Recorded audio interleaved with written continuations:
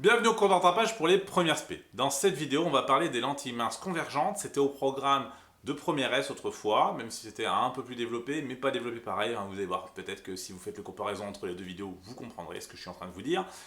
Et bien donc du coup, dans cette vidéo, on va parler de la construction d'une image, sa position, du grandissement de cette image-là, et des caractéristiques des images en fonction bien de la position de l'objet au départ.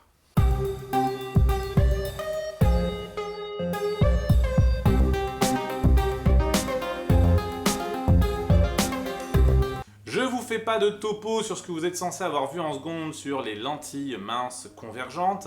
Néanmoins, si vous ne l'avez pas vu, eh bien, topo, hein, on vous l'avait vu rapidement en seconde pour à partir de 2020. Sinon, je vous invite à aller voir la vidéo qui en parle, ça sera peut-être un peu plus clair. On a vu en seconde qu'on pouvait construire une image par rapport à un objet en utilisant la lentille avec une construction graphique assez simple. Et on va utiliser les trois rayons caractéristiques, celui qui arrive parallèle, celui qui passe par le centre optique et celui qui passe par le foyer objet. Ça, on peut aussi anticiper cette position-là grâce à une formule qui s'appelle la relation de conjugaison. Avant d'en parler, il faut quand même fixer 2-3 trucs. On va choisir un repère où on va prendre le centre optique, O, comme origine du repère. On a nos deux axes Y et X qui sont dessinés par la lentille et l'axe optique. Une fois qu'on a ça, on va pouvoir positionner notre objet avec ses positions en X et en Y, surtout en X, c'est comme ça le plus important. En X, on va avoir XA. Et puis notre image va être en XA'. On a aussi le fait que la distance focale va être notée F' en fait, hein, c'est d'ailleurs la distance entre O et F'. Et là, on va noter petit f'. On va bien faire attention en fait quand on parle des grandeurs, quand on parle de ce qu'on a sur le graphique, on va utiliser des minuscules, tandis qu'à partir du moment où on se retrouve à dessiner, à avoir une représentation graphique, hein, un dessin, de la géométrie, voilà, eh bien on va utiliser des majuscules. On se rend compte par l'expérience qu'au final, la position de l'image, de l'objet et de la distance focale sont liées pour pouvoir construire la lentille. Il suffit de déplacer l'objet pour se rendre compte que l'image se déplace aussi, et si on change la lentille, on va aussi avoir un autre type d'image. On a la relation de conjugaison qui est donnée par 1 sur xa' moins 1 sur xa est égal à 1 sur f'. C'est-à-dire que l'inverse de l'abscisse de l'image moins l'inverse de l'abscisse de l'objet est égal à l'inverse de la distance focale.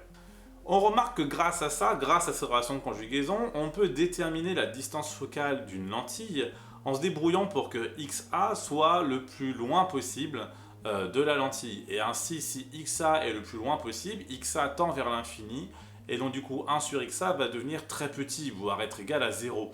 Il suffit de prendre donc du coup une lumière qui arrive parallèle à la lentille pour la voir converger au point focal image. Et ça, c'est vachement pratique. Au niveau de notre œil ou d'un appareil photo, l'objectif va être de former l'image sur ce qu'on appelle la rétine dans le cas de notre œil, ou l'écran dans le cas de l'appareil photo, ou la pellicule pour les vieux appareils photo. Et pour ça, il va falloir faire très attention parce qu'un objet, suivant qu'il se situe loin ou près, eh bien l'image va se former pas forcément sur l'écran, la rétine.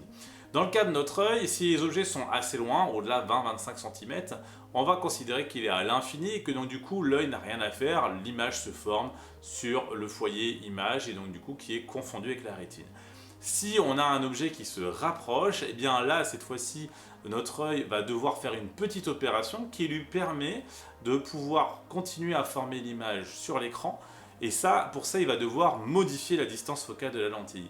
Et ça, c'est ce qu'on appelle en français l'accommodation pour un œil humain ou animal, hein, peu importe. C'est l'accommodation, elle va déformer la lentille qui est dans notre œil, qui s'appelle le cristallin, pour pouvoir former l'image sur la rétine dans tous les cas. Pour un appareil photo, eh bien, l'opération consiste à faire ce qu'on appelle une mise au point, c'est-à-dire qu'on va bouger l'objectif qui va du coup modifier un petit peu la position des lentilles à l'intérieur de l'objectif pour permettre de continuer à avoir l'image qu'on veut avoir sur l'écran ou sur du coup la pellicule. La relation de conjugaison nous permet de déterminer à quel endroit va se trouver l'image en fonction de la position de l'objet. On peut même faire l'inverse, on peut essayer de se débrouiller pour savoir à quel endroit je dois mettre un objet pour que l'image se forme à tel endroit. Bon, ça serait être vicieux, mais on est capable. Eh bien, le grandissement, lui, nous permet de anticiper ou de déterminer quelle taille fait l'image par rapport à l'objet. Alors le grandissement, on le note gamma, hein, c'est une lettre grecque. Ce gamma est égal à l'abscisse de l'image divisé par l'abscisse de l'objet, soit xa' divisé par xa. Mais il est aussi égal à la taille de l'image divisée par la taille de l'objet, soit yb' divisé par yb. Ainsi donc, on voit qu'il y a une relation entre la position de l'image par rapport à l'objet et à la lentille, et la taille de cette image par rapport à l'objet et la lentille. Attention, le grandissement est une valeur qui peut être négative. Et il y aura souvent négatif.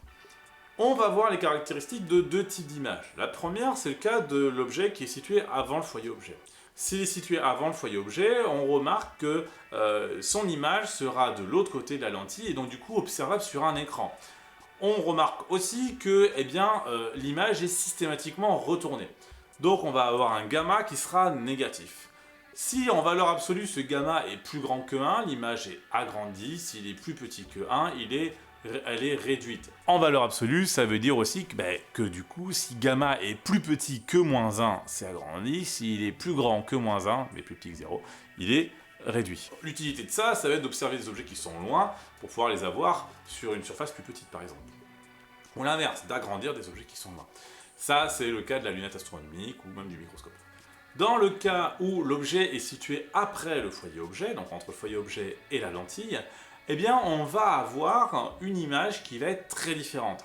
Elle ne peut pas être observée sur un écran puisqu'elle ne va pas se former de l'autre côté de la lentille. On a donc une image qui est virtuelle. Et cette image virtuelle, elle a certaines caractéristiques qui sont complètement contraires à l'image qui est réelle. Par exemple, notre image virtuelle va avoir un grandissement qui sera bien sûr supérieur à 0. On va avoir l'image du même côté et dans le même sens que l'objet. Et enfin, et surtout, on va avoir un grandissement qui va être, en général, plus grand que 1. Pour faire la construction de ça, il va falloir aller jusqu'à la lentille et après reproduire ce qu'on est censé faire de l'autre côté, mais du même côté que l'objet. On va le faire en pointillé, comme ça montrera bien que l'image est virtuelle.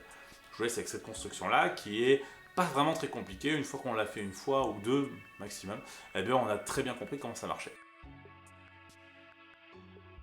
C'est fini pour ce cours de rattrapage sur les lentilles. Je vous laisse, comme d'habitude, vous abonner, regarder la playlist, mettre des commentaires, vous pouvez mettre des pouces bleus, c'est bien, il paraît que c'est cool pour le référencement. Je vous laisse donc du coup avec une citation du Corbusier, le Corbusier, qui dit que les caméras entravent la vision.